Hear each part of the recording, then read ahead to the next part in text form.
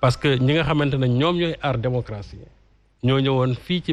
D-Média pour essayer de en tout cas li nga xamante ne ñoom moom la ñuy xeex ñu fësal ko tey mais man ne dafa am leneen loo xam ne ni moom lay apprécier encore mooy actuellement ñi nga xamante ne ñoom ñoo topp D-Média ci problème fisc bi parce que démarche bi ma gis depuis un certain temps surtout au niveau de la DGID ñoom dañuy jël seeni agent di leen yónni ci yenn télé yi ñu dem di fa exprimer wu dama jàpp ne ndey mbili gi ñun ñi la bu fekkente ne ñoom dañu bëgg lu ñu leeral bala ñuy jël ay agent des impôts et domaines di leen yóbbu RTS ñuy wax wala ñu leen di yóbbu TFM ñuy wax mais qu'ils viennent d'abord s'exprimer ici parce que je crois que le cadre le plus approprié pour ñu mën a leeral fii la d'autant plus que woo nañ leen à un débat contradictoire parce que man loolu moomu jaaxal et d'ailleurs boo leen déggee ñuy wax c'est comme si ils sont en train de se venger même sur des médias et je ne sais pas les raisons pour lesquelles parce que alors pourquoi dans quel sens par exemple non quand j'entends un inspecteur des impôts et domaines dire que waa des médias dañ leen a défier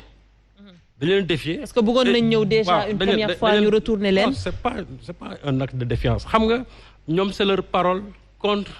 celle du conseil d'administration wax nañ conseil d'administration ne leen envoyez-nous une équipe ñu envoyer une équipe et nous ferons un débat contradictoire parce que aussi tu sais en matière des impôts il y a toujours l'aspect contradictoire moom mooy primé parce que bu ñu la joxee même bu ñu la redressé am nga droit nga contester loolu et là ça finit par un débat contradictoire mais ñoom loolu dañ ko wañ parce que nee nañ déjà dañ leen a éconduire je ne sais pas ils ont fait une taxation d'office mais li ma ci jàpp moo di ñoom en tant que service des impôts li ñu war a def mooy soutenir les entreprises mais ni ma gis ñoom ñuy doxalee on a l'impression que ils veulent asphyxier financièrement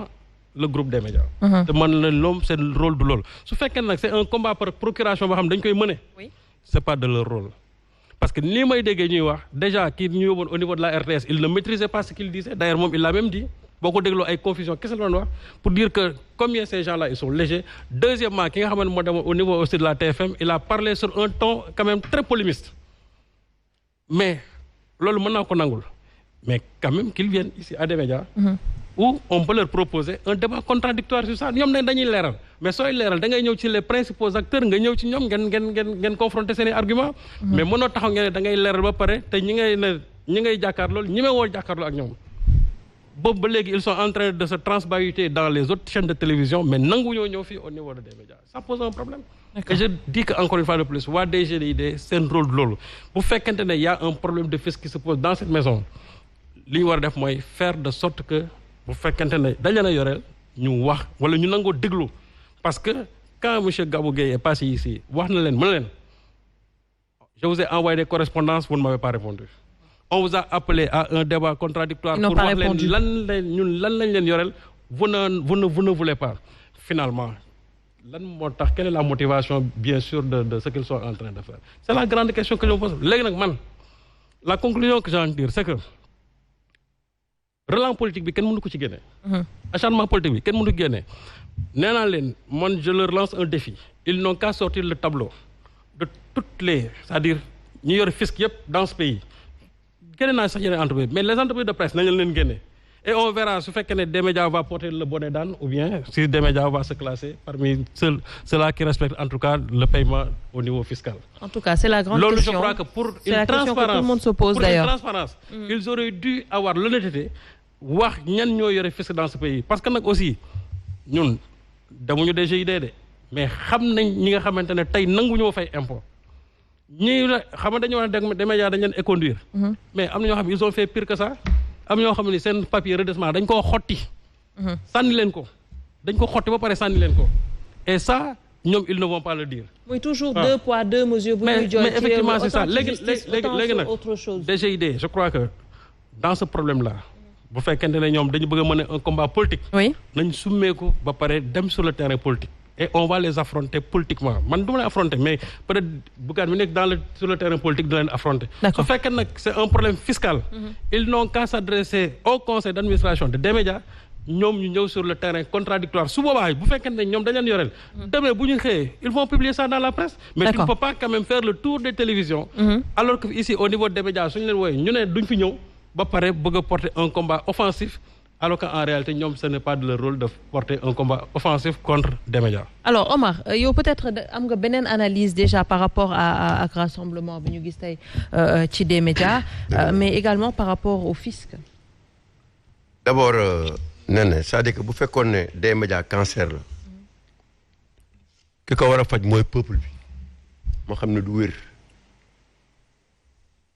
comment ça. bu des médias nekkoon cancer. médecin am doon peuple bi war ko faj ma xam ne du wér.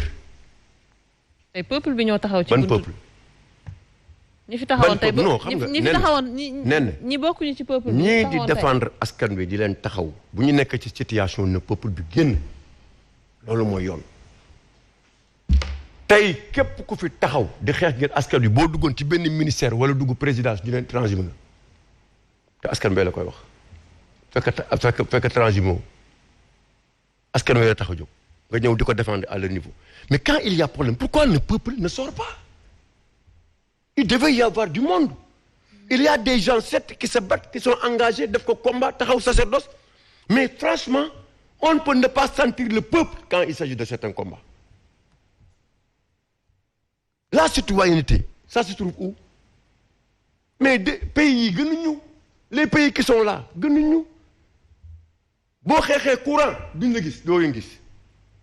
boo même da ngay gis ñoo xamante ni seen propre problème boo leen koy défendre doo leen gis ils sont chez eux yow yaay toog di xeex tey dafa waroon fees del en dehors des réseaux sociaux ñu xam ne le peuple est là derrière des médias lépp ku fi nit di def ci réew mi def ko ngir yàlla boo ko deful ngir yàlla suba fooy taxaw di xeex boo deful nànk yow kese yaa fay toog nañ waxante dëgg aussi. des médias tu as vu le combat qu'il a mené à tous les niveaux ku am sa problème ñu taxaw dépasser certains cadres de uniquement d'information mais parfois da nga nekk situation dans les quartiers ou ailleurs ngeen di jël li ngeen am as tuut di ko yóbbu ci population yi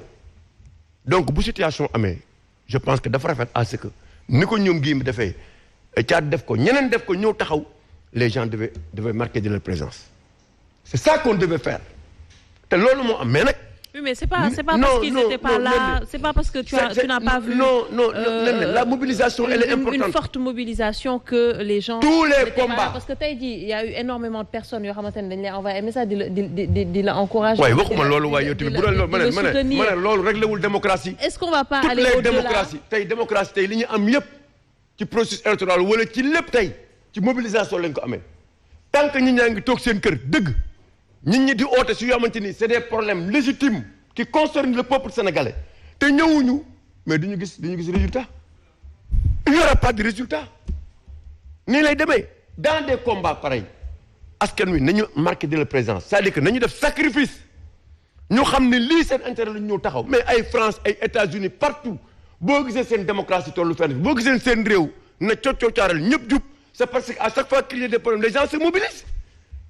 Mais ne serait-ce que pour 10 minutes pour manifester leur mécontentement par rapport à telle ou telle chose